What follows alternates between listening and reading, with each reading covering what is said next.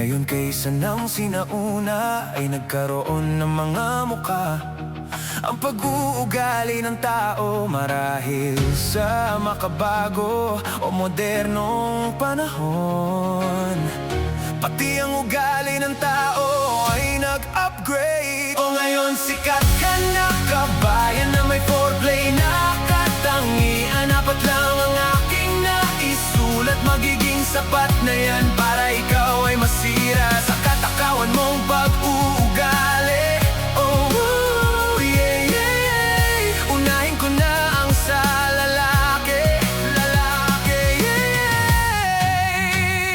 May mga lalaki na ngayon na manloloko dahil gusto ng maramihan.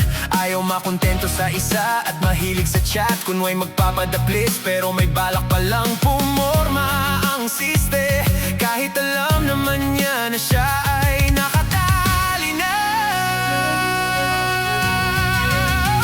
O ngayon sikat ka na kabayan na may foreplay na katangian. Apat lang ang aking naisulat, magiging sapat na yan para ikaw ay masira sa katakawan mong pag-uugali. Oh, yeah, yeah, yeah. Magpapanggap na mabait ng ilan panahon, at kapag naitali na niya ang kanyang nabiktima na kawawang babae, gagawa na ng first attempt. Magbigay na ng kung ano-ano. Isama mo na ang huwad niyang salita.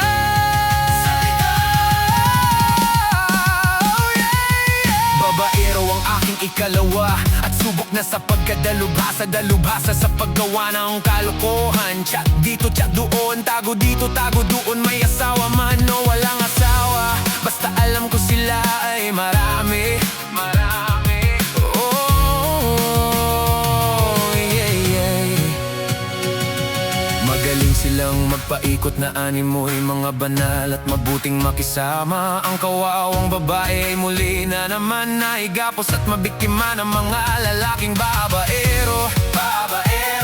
Yeah, yeah. Sinungaling, oo, ikaw na naiinis sa aking awitin. Bagay lamang sa iyo ang gawa ng musika para magsilbing paalala sa ating mga pobreng kababaihan na madaling nasisilo dahil sa modernong panahon. Pati ang pag-uugali ng ibang anak ni Adan ay nag-upgrade rin.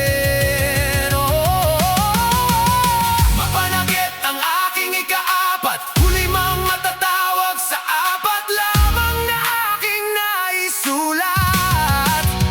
Pero yan sana ay magsilbing aral sa lahat ng kababaihan.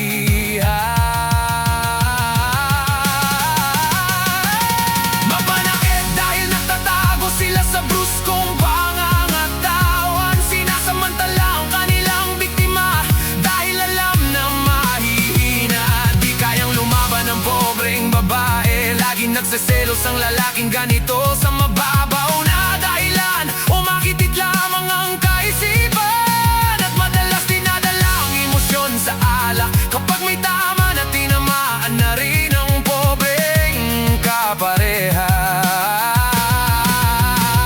Ang daming kuda ng taong ganito ang asal sa iyo, mahal kong kababaihan. Huwag nang gawing mundo ang lalaking may mga ganyan na katangian. Kung nandyan ka pa ay mas mabuting umalis ka na lamang kaysa ang buhay ay masaya. Oh, yeah, yeah. O ngayon sikat ka na kabayan na may foreplay na katangian.